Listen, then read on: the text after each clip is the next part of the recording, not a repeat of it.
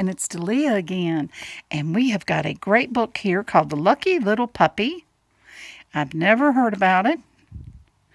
It's a Dalmatian book. And here is Scarlett, and she is so excited because we are going to read about the lucky little puppy. Are you excited? Are you excited about little puppies? Yay! All right, so here we go. Lucky puppy. Now this might be in parts if it's longer.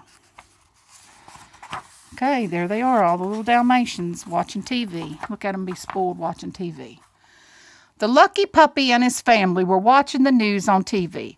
Something bad had happened. The Queen's jewels had been stolen, and the police had not caught the thieves. You ever seen puppies watch TV before? It's cute, ain't it? Silly little puppy dogs watching television. We must find the jewels, said Pongo the father. But how? Asked Lucky.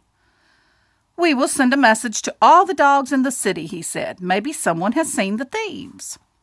Pongo and Lucky stood at the window, and Pongo sent out a message. The Queen needs your help. Her jewels have been stolen. Woof, woof, woof.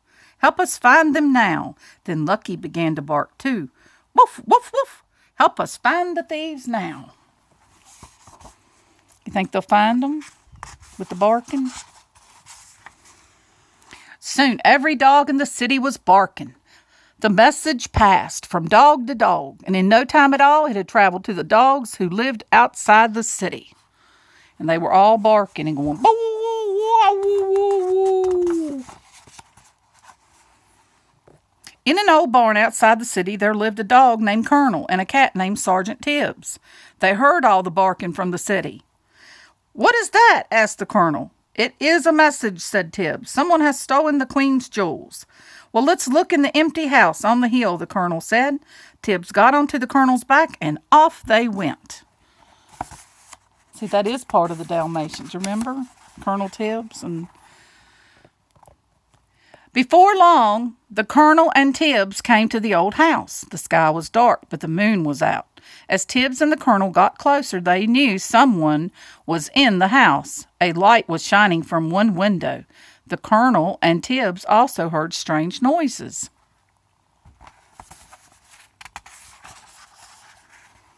Tibbs and Colonel peeked in the window, and they saw the two Baden brothers, Horace and Jasper.